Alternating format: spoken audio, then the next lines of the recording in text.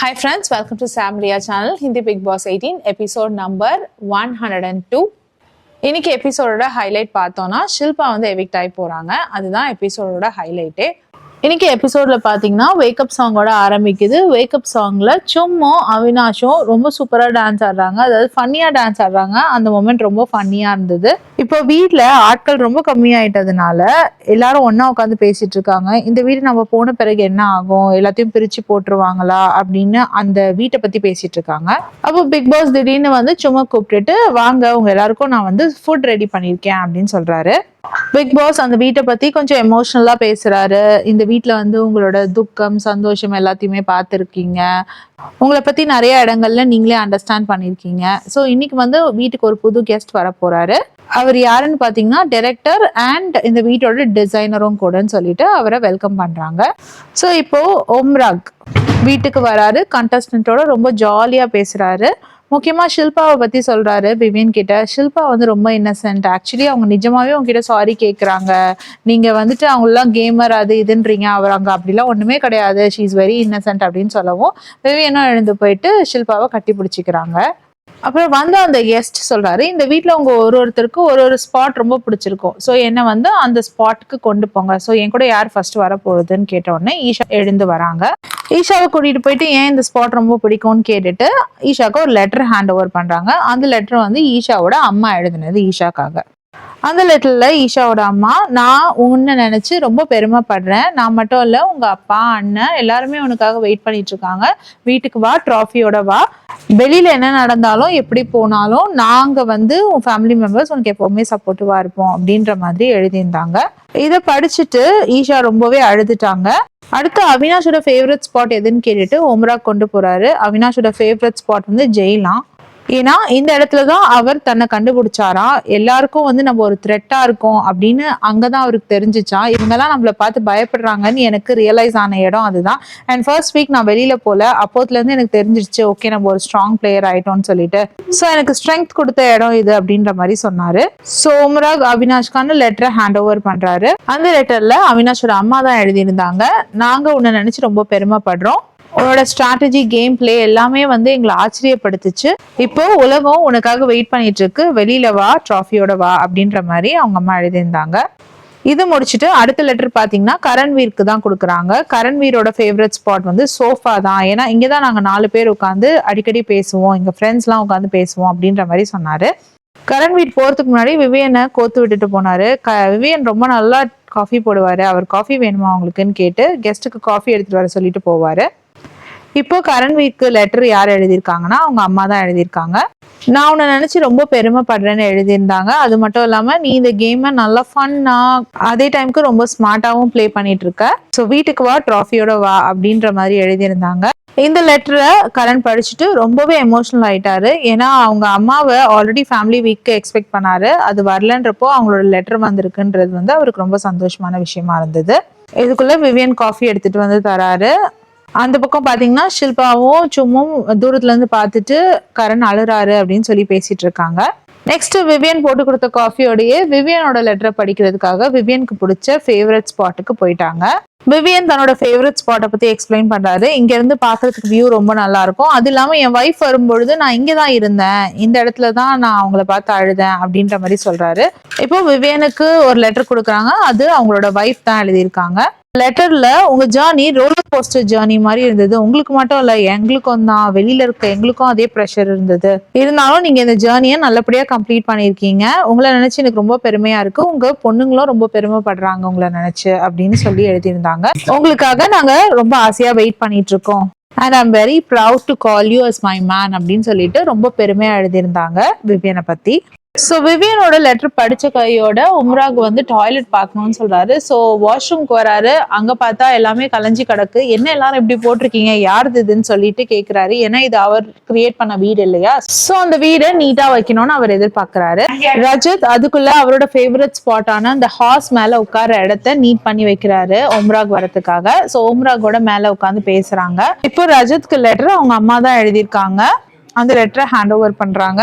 So Rajith படிக்கிறாரு. அந்த லெட்டர்ல அவங்க அம்மா, நீ இப்ப என்னோட பையன் மட்டும் இல்ல, இந்த உலகத்துல இருக்க எல்லாரோட பையனும் கூட, உன்னோட வெற்றிக்காக நாங்க எல்லாருமே ஆர்வமா காத்துக்கிட்டு இருக்கோம், ட்ராஃபியோட வீட்டுக்கு வா அப்படின்ற மாதிரி சொல்றாங்க. அப்போ உம்ராக் சொல்றாரு, உங்களோட எல்லா சைடுமே நாங்க பார்த்திருக்கோம், உங்க சாஃப்ட் சைடு பார்த்திருக்கோம், உங்க அக்ரெசிவ் சைடு பார்த்திருக்கோம், எல்லா சைடுமே நீங்க காமிச்சிருக்கீங்க, எல்லாமே பார்க்க ரொம்ப நல்லா இருந்தது அப்படின்ற மாதிரி சொல்றாரு. அடுத்து சும்மா கூட்டிட்டு அவங்களோட ஃபேவரட் ஸ்பாட்டுக்கு போறாங்க. அவங்களோட ஃபேவரட் ஸ்பாட் வந்து அந்த பெட்ரூம் தான், அந்த பெட் தான் வந்து ஃபேவரட் ஸ்பாட்ன்ற மாதிரி சொல்றாங்க. இங்க வந்துட்டு நான் சப்போர்ட்டோட வந்திருக்கேன்ற மாதிரி சொல்றாங்க. ஆனா சப்போர்ட் இல்லாம யாருமே இந்த இடத்துக்கு வர முடியாது. கரண் மட்டும் இல்ல, ஷில்பா, ஸ்ருதிகா எல்லாருமே வந்து எனக்கு சப்போர்ட் பண்ணிருக்காங்க. அவங்க சப்போர்ட் எல்லாமே வந்து எனக்கு ஸ்ட்ராங்கா தான் ஆக்கியிருக்கு அப்படின்ற மாதிரி சொல்றாங்க. அவங்களுக்கான லெட்டரை படிக்கிறாங்க. அவங்களுக்கான லெட்டர் அவங்க அக்கா தான் எழுதியிருக்காங்க. நம்ம ஊரை ரெப்ரசென்ட் பண்ணி நீ வந்திருக்க, ரொம்ப சந்தோஷமா இருக்கு. நீ அழும்பொழுது நாங்களும் அழுதுருக்கோம். நம்மளுக்கு ஒரு டிஃப்ரெண்டான ஃபேஷியல் ஃபீச்சர் இருக்கு. நீ வந்துட்டு இவ்வளோ டாப் ஸ்டார்ஸ் மத்தியில நீயும் ஒரு ஸ்டாரா வந்திருக்கிறது எங்களுக்கு ரொம்ப பெருமையா இருக்கு. சண்டை போட்டு மட்டும் இல்ல, அமைதியிலயும் சில காரியங்களை ஜெயிக்கலாம் அப்படின்றத நீ காட்டியிருக்க. ஸோ உன்னை நினைச்சு நாங்க ரொம்ப பெருமைப்படுறோன்ற மாதிரி எழுதியிருந்தாங்க. உன்னால நம்ம ஊருக்கே பெருமை கிடைச்சிருச்சுன்னு எழுதியிருந்தாங்க. அதை பார்த்துட்டு அழுதுட்டாங்கன்னு தான் சொல்லணும். அடுத்து பாத்தீங்கன்னா ஷில்பாவை கூட்டிட்டு போறாங்க. ஷில்பாவோட ஃபேவரட் ஸ்பாட் வந்து பால்கனின்னு சொன்னாங்க. ஸோ பால்கனில உட்கார வச்சு பேசுறாங்க. அங்க ஃபர்ஸ்ட் ஷில்பாக்கு ஒரு லெட்டர் கொடுக்குறாங்க. அது அவங்க ஹஸ்பண்ட் எழுதின லெட்டர்.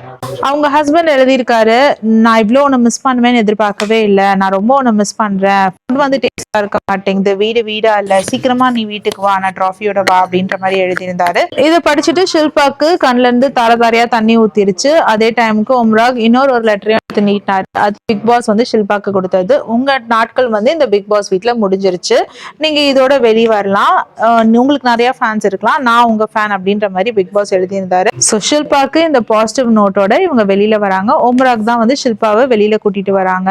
அவங்க சொல்றாங்க, இதை விட எனக்கு என்ன பெருமை வேண்டி இருக்கு அப்படின்ற மாதிரி சொல்றாங்க. இதே அனௌன்ஸ்மெண்ட் ஹவுஸ்மேட்ஸ்க்கும் அனௌன்ஸ் பண்றாங்க. ஸோ சும் அண்ட் கரண் ரொம்பவே வருத்தமாயிடுறாங்க. எல்லாரை விட ரொம்ப ரொம்ப அதிகமா குலுங்கி அழுதது யாருன்னு பாத்தீங்கன்னா விவியன் தான். ஏன்னா ஷில்பா காலையில இருந்தே சொல்லிட்டு தான் இருந்தாங்க, நான் போனேன்னா யாரும் அழக்கூடாதுன்ற மாதிரி. இப்ப கூட விவியன் ஷில்பாவே பார்த்துட்டு இருந்தாரு, நீங்க என்கிட்ட மட்டும் இதை சொல்லலன்னு சொல்லிட்டு, உனக்கு தான் டைமே இல்லையேப்பா என்கிட்ட பேசுறதுக்கு அப்படின்ற மாதிரி சொன்னாங்க ஷில்பா. இதே விஷயத்தை தான் உம்ராக் வந்தப்பவும் விவியன் ஷேர் பண்ணியிருந்தாரு. ஸோ இப்போ ஷில்பா போறாங்கன்னு ஒன்று ரொம்ப அதிகமா அழுதது யாருன்னு பார்த்தீங்கன்னா விவியன் தான். அடுத்து சும்மா சொல்லணும். ஸோ ஷில்பாவை சொல்லவே வேணாம், சும்மாவே அவங்க வந்து ரொம்ப எமோஷனலான பர்சன். இந்த டைம்ல அவங்க அழாம இருப்பாங்களா, நல்லாவே குலுங்கி அழுதாங்க. கரண் ஓடி போய் அவரோட மெடல் எடுத்துட்டு வந்துட்டு அதை ஷில்பாக்கு போட்டு அனுப்புறாரு, நீங்க ஆல்ரெடி வின்னர் அப்படின்ற மாதிரி. அண்ட் ஷில்பா வெளியில போகும்பொழுது பாத்தீங்கன்னா கரண் அண்ட் விவியன் இவங்க ரெண்டு பேரும் சேர்ந்து ஷில்பாக்கு கட்டி பிடிச்சி முத்தம் கொடுத்து அனுப்புனாங்க. அந்த மொமெண்ட் வந்து ரொம்ப ரொம்ப கியூட்டா இருந்தது. உள்ள குத்துறதெல்லாம் மாத்தி குத்திக்கிட்டு இப்போ வெளியில போகும்பொழுது நாங்க ரொம்ப பாசமா இருக்கோம் அப்படின்றத காமிச்சிட்டு போயிட்டாங்க. ஸோ இதோட ஷில்பா எவிக்ட் ஆகி வெளியில போகிறாங்க. இவங்க வெளியில போன துக்கம் தாங்க முடியாம விவியன் தனியா ஸ்மோக்கிங் ரூம் போய் அழுறாரு. கரணும் சும்மா ஆஸ் யூஷுவல் ரெண்டு பேரும் கட்டி பிடிச்சி ஒருத்தர் வந்து அழாதான்னு தேத்திக்கிட்டு இருந்தாங்க. இப்ப ரஜத் பாத்தீங்கன்னா ஒருத்தர் சோகத்துல இருக்கும் பொழுது அந்த சோகத்தை இன்னொருத்தர் செலிப்ரேட் பண்றாங்கன்னா அவங்க அவ்வளவு நல்ல பர்சன் இல்லைன்னு சொல்லிட்டு இருக்காரு. அதே டைமுக்கு கரண் வந்து யார் அப்படி பண்ணா அப்படின்னு கேக்குறாரு. நான் யாரையும் மென்ஷன் பண்ண விரும்பல, ஆனா சில பேர் இருக்காங்க இன்னொருத்தரோட சோகத்துல சந்தோஷத்தை பார்ப்பாங்க, செலிப்ரேட் பண்ணுவாங்க அப்படின்ற மாதிரி. அதுக்குள்ள ஈஷா சொல்றாங்க, எனக்கு புரியுது நீங்க யாரை பத்தி பேசுறீங்க, எதை பத்தி பேசுறீங்கன்னு கூட அப்படின்னு சொல்றாங்க.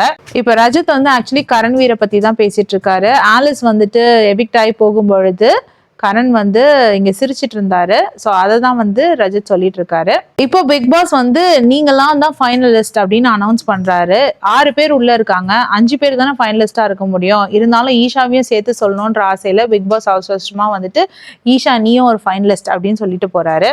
ஸோ இப்போ வந்து கரண் அண்ட் சும் பெட்ல படுத்து பேசிட்டு இருக்காங்க. இன்னைக்கு நல்ல நாளா கெட்ட நாளான்னு தெரியல அப்படின்னு சொல்லிட்டு, அதுக்கு கரண் சொல்றாரு, கெட்ட நாள் தான், ஷில்பா வெளியில போயிட்டாங்களே, இவ்வளோ டிராஃபிக்கு கிட்ட வந்து வெளியில போயிட்டாங்களேன்ற மாதிரி சொல்லிட்டு இருந்தாரு. இந்த சைட் பாத்தீங்கன்னா ஈஷா அவங்க அம்மா எழுதின லெட்டரை பார்த்துட்டு அழுதுட்டு இருந்தாங்க. அவினாஷ் கட்டி பிடிச்சி ஆறுதல் சொல்லிட்டு இருந்தாரு. இன்னொரு பக்கம் பாத்தீங்கன்னா விவியன் உட்காந்து சொல்லிட்டு இருக்காரு, எனக்கு ரொம்ப கில்ட்டியா இருக்கு, நான் ஷில்பா வந்து என்கிட்ட பேச ட்ரை பண்ணாங்க, நான் அவங்க கிட்ட ரொம்ப பேச்சு கொடுக்காம இருந்துட்டேனேன்னு ரொம்ப கில்ட்டியா ஃபீல் பண்றேன்ற மாதிரி சொல்றாரு. ரஜத் சொல்றாரு, எனக்கும் தான், ஆனா எனக்கு அவ்வளோ கில்ட்டியா இல்ல, ஏன்னா வந்து ஷில்பாக்கு என்கிட்ட எக்ஸ்பெக்டேஷன் கிடையாது, உங்ககிட்ட எக்ஸ்பெக்டேஷன் இருந்துச்சுன்னு சொல்றாரு. சோ இந்த மாதிரியான கலந்துரையாடல்களோட இந்த எபிசோட் முடிவடைகிறது. இதுதான் இன்னைக்கு எபிசோட்ல நடந்தது. இந்த எபிசோடோட எக்ஸ்பிளனேஷன் உங்களுக்கு பிடிச்சதுன்னா please like, share and subscribe. வேற ஒரு வீடியோல திரும்பி மீட் பண்ணலாம். Until then, it's bye from Jemima. Take care.